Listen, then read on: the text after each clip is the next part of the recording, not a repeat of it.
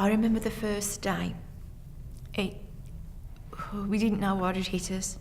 We didn't know what reaction we were going to get because it had been delayed and on, and we'd had problems actually getting to the opening day. And it came and we thought, are we all going to be sitting here? You know, like prunes and eggs on our faces? Are we actually going to get anybody in to talk to and to show it all off to? How wrong was I? It was manic, it was amazing, and by the end of the day we'd earned our money and we was glad to go home to sit down and rest and recover, but it was such a buzz.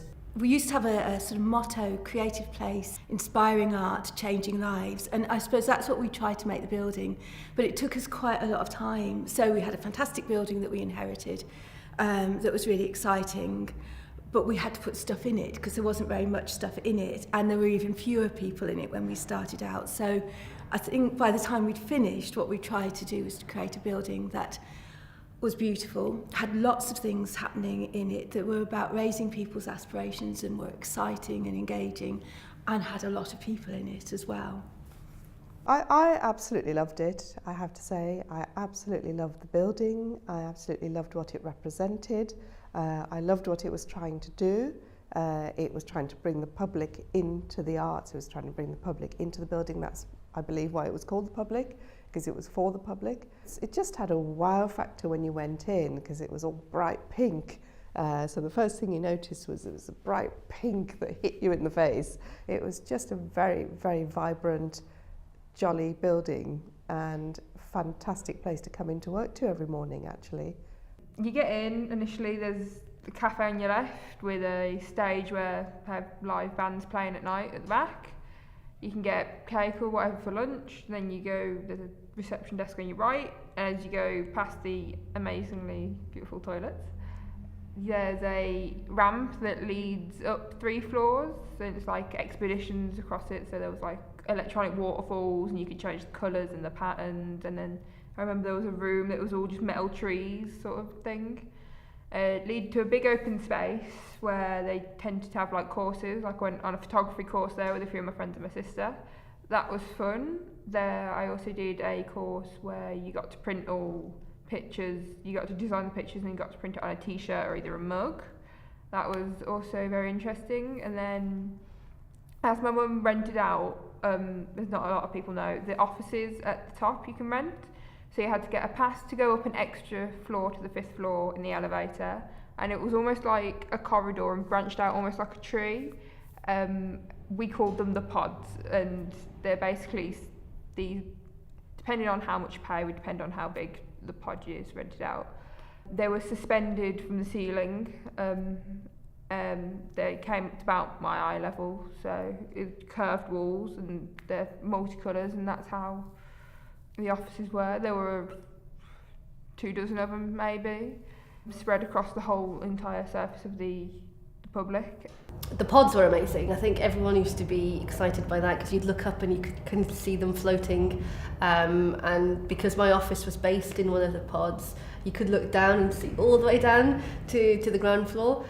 There was no kind of control of the noise levels there, so whenever there was something going on downstairs you could hear it upstairs, and I kind of liked that. It didn't feel like an office environment because it wasn't quite silent. It was always very lively, very entertaining, and it was just buzzing constantly, so it was nice. Basically we had offices on the top floor of the public, so we were on the top level where they had like these suspended pods hanging from the ceiling, and they were like really all funny shapes, and we were taking one of those pods as our office space. So there were about 5 of us who had desks there, but there were also other companies there too. So each company had a little piece of the pod or a corridor or something. So there were lots of companies working in the public, and we all had a little space.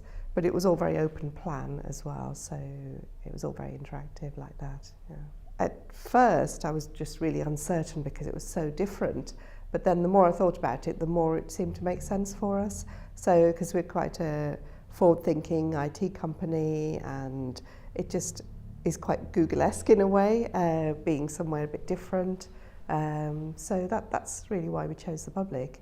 It was different, it was vibrant, and there was actually fantastic IT facilities in the public. So the IT that they had available, we couldn't have afforded that level of bandwidth or the facilities that they gave us. Yeah. It was an amazing building. It was lovely and colourful, so it was perfect for my business because I worked with kids, and the logo has aliens on there, so it looked like a big spaceship. So I used to run workshops there on a regular basis, and the kids used to be awed by the building as well as what we used to do there.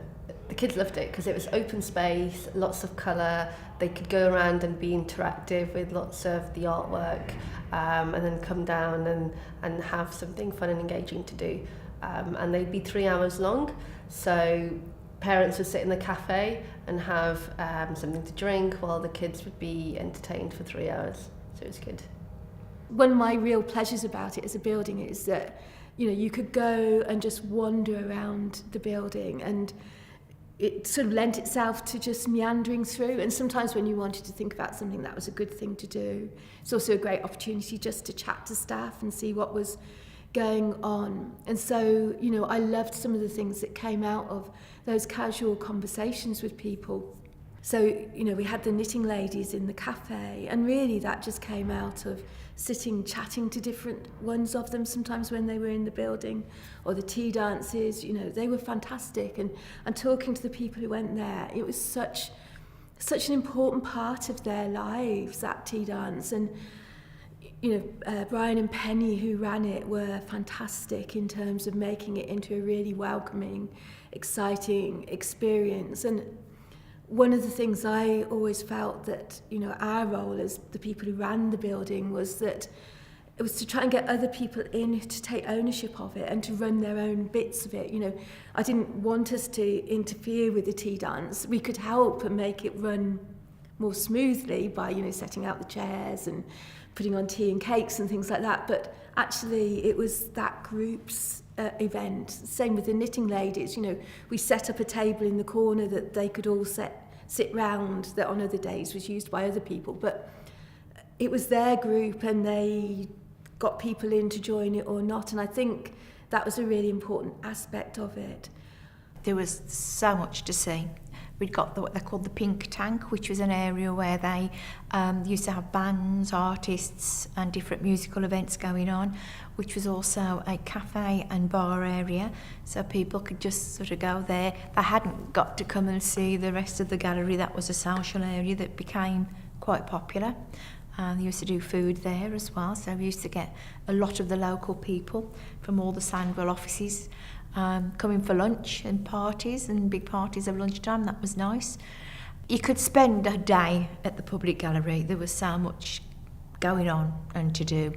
I know they used to have regular exhibitions which was open to everyone to participate in, and there was some amazing artwork that they used to have on show from a local talent, and I think that was what was missing from West Brom. There was nothing like that, and it was a hub of creativity, and it was really nice to see so much local talent. My art groups submitted work for Sandwell in Bloom, which was a very successful project, and we had some lovely works submitted and supported. Well, the one that I remember more than anything else, of course, is the public art exhibition when the public threw open its doors to all of the artists in the West Midlands, and we went along and we sort of like thoroughly enjoyed, you know, walking along the front and seeing what everyone else was doing in the region. I'm a bit prejudiced because my husband actually put a picture in, so that's the one picture that I remember most of all, and that's a personal one of his father, and it was the first time that he had painted a picture that he was enthusiastic about. My dad had been dead 2 years when I found this great photograph. It was actually his disabled parking pass at the bottom of the drawer, and I howled when I saw the photograph because it was so po-faced, as you are sometimes when you're being forced to have a photograph taken, just a headshot. And I just thought it was very funny with his pursed lips and everything, so I really wanted to do that as a painting, which I did do. And I entered it into the competition. and then dragged my mother along to see it. She didn't get out much. She didn't know where she was going, but then she never does out of the cul-de-sac. But dragged her all along the way to West Brom to have a look. We had a nice day out, a cup of coffee and a cake, and wandered around the exhibition and went back. But the real humour came when she told my big brother that she'd been to West Brom and seen my dad, because that completely freaked him out. She thought my mother was going to do Lally. In 2013, as an event organiser, unfortunately we lost one of our local Black Country poets, Alfie Smith. Now Alfie was a Black Country poet who came to fame after one of his poems about Princess Diana was published in the Express and Star. And he did a lot of original dialect poetry. And he was a firm champion of local libraries and of the Black Country as well. So when he died, we wanted to do something special for him. So we arranged a memorial concert at the public where we got local artists, local musicians to do a night for Alfie, and we got his family there, and it was a fantastic event because the public was a great space for performances. On a personal level, I saw all sorts of comedians there. There was Al Murray was there. We went to see Boise out of Only Fools and Horses. Alexis Sale played there. The Fizzogs played there. It was a great place for people to go and see local without having to travel into Wolverhampton or Birmingham, to be able to see live theatre and culture right on the doorstep, really. I actually visited the public with my school. Every year we used to do a showcase of all of our talent. So we used to do poetry slams, dance performances, music performances, drama performances, all kinds of performances. And it used to happen every year, annually. So we used to all go together as a school. It used to happen in the evening. A couple of times I also remember we used to go during the day as well. And I remember one time, before it became a college, obviously it was like an exhibition centre of all types of arts and whatever. And all of our class, we actually went all the way to the top, and we could see like quite far from basically the whole of West Bromwich, right from the top. And obviously there was a bit of a backlash, I remember, about the public, which is why it's a college now. But it's because people thought that it was a bit, it looked out of place. And a reason why they closed was actually because they couldn't sustain themselves in terms of financially. So they're no longer an exhibition centre, they're a college now. But yeah, I had some fun times in there. Whenever I walk past it, I just remember all the memories and everything that I used to have of the public. I actually performed in one of the poetry slams that happened over there. So it was a group of my lads in high school kind of thing, and we all got together. We did like a poetry slam against 4, I believe, other competing schools in Sandwell.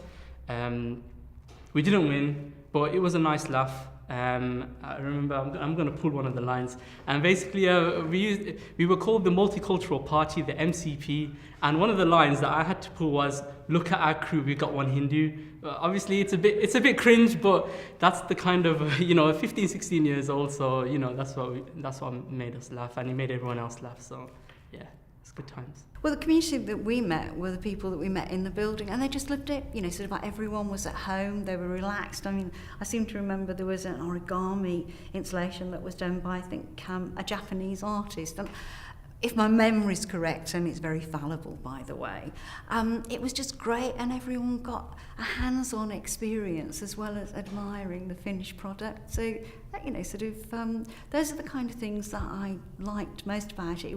It just made things so much more accessible. I know they used to have a theatre show as well. I don't think I went to one, but that was popular with the kids as well. And they used to have comedy nights and things like that. So there was a lot going on, and even though a lot of it felt like there was empty space, it was nice empty space. It allowed you to kind of just see the building for itself rather than get crowded by exhibitions and things like that. It was an amazing place, I've got to say, and I actually miss it. The shows that we put on, and not even the shows I put on, the shows that I went to there were great. Did the tribute nights there. Then we got involved in the reggae nights. I brought in 2 people, Mickey and George, who then worked as consultants for them to try and save money in aspects where they were paying out a lot of money for people to bring in you know, their own nights, but they weren't bringing people in, if you know what I mean. They introduced a programme, from what I can gather, of like, the Glee comedians. I mean, we got Al Murray up there. We brought the Holloways. You know, that was me that did that, along with Mickey and George. Again, all sellout shows. You know, and it was starting to build momentum at the time. You know, we got that plan in place when Linda took over. You just saw the difference, the way it was going. The general atmosphere then was always brilliant. Always had a good time up there. You know, staff were great. You know, people who became regulars in there, like not just for my events or to anybody else's events, in the coffee area, you know, the bar downstairs, coming to the theatre shows, you know. And I mean, my friend who helps me organise Judge Shock, she was there every single weekend with the kids, so it was a place for the kids to go, you know. And it, like I said, it's a massive loss, massive. For me, West Brom needed that, and before you knew it, it's all gone again.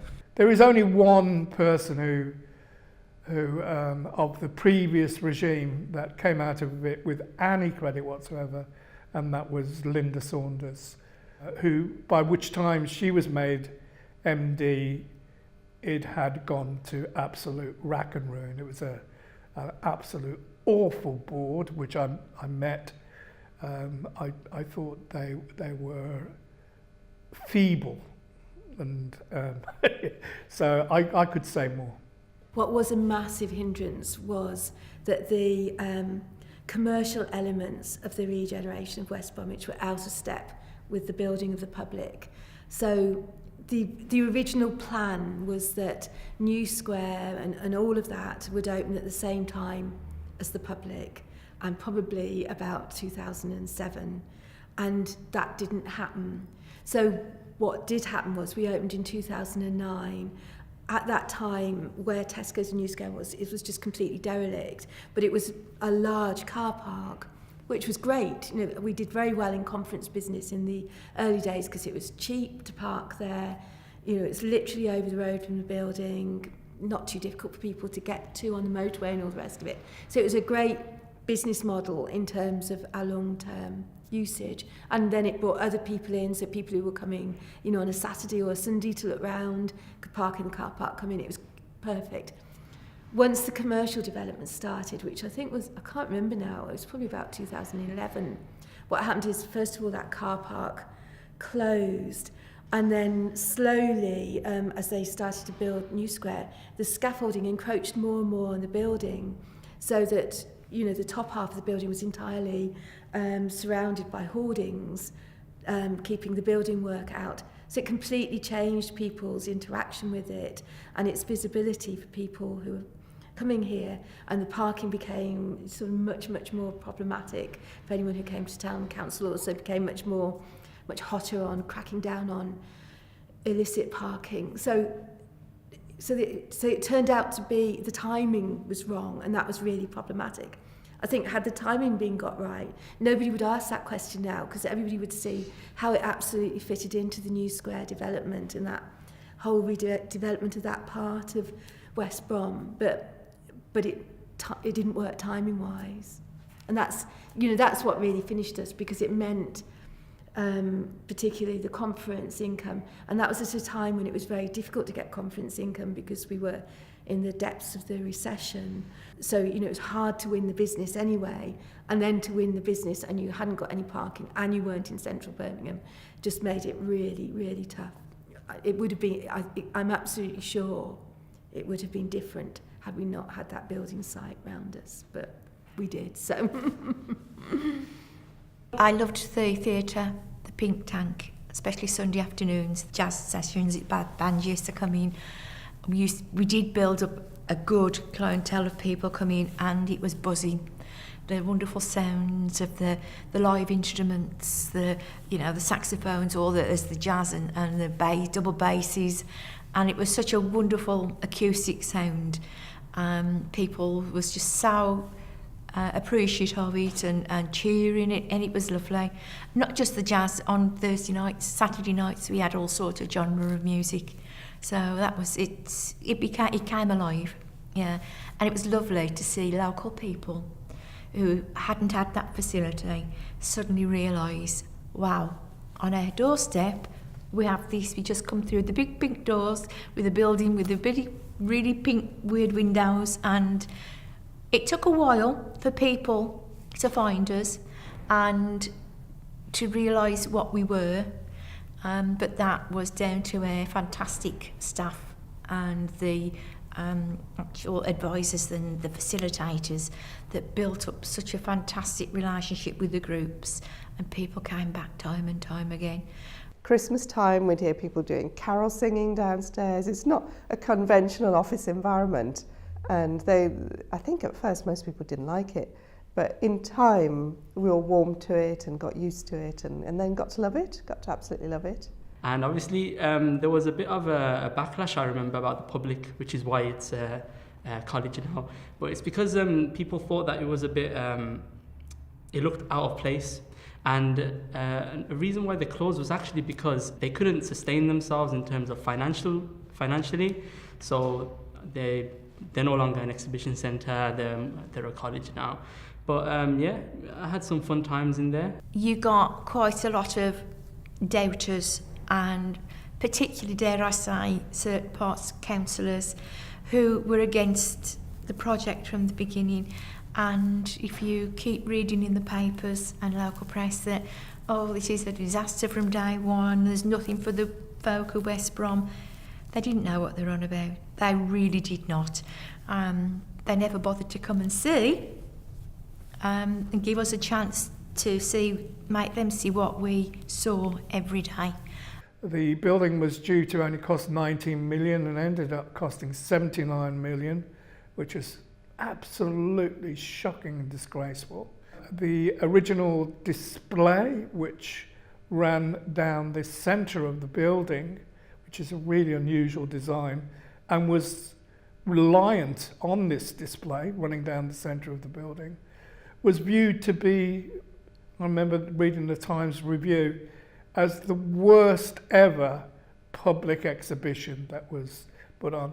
In fact, it only ever run for about 30 days before they pulled it. It gained such notoriety as something that was shockingly outdated by years by the time they put it in.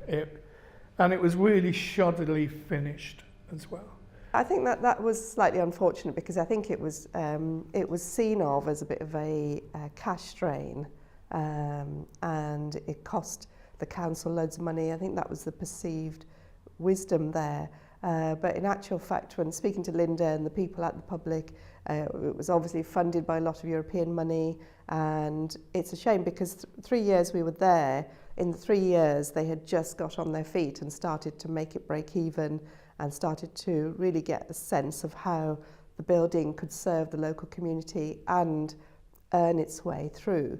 To at least break even, which I don't think it did.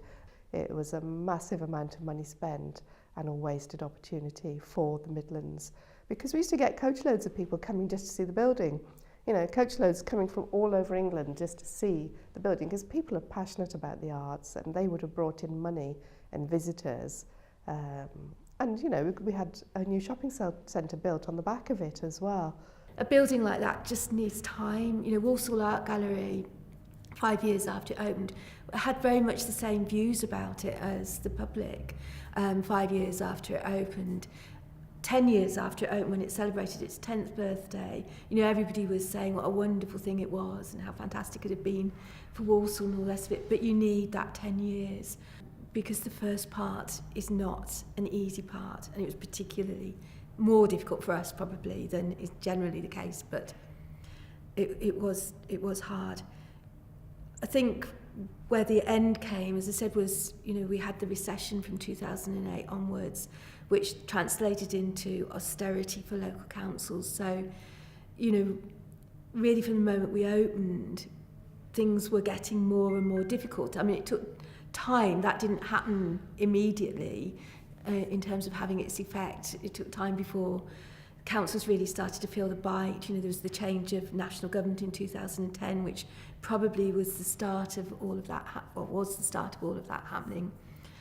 So the council had been subsidising it heavily, you know, nobody would deny that.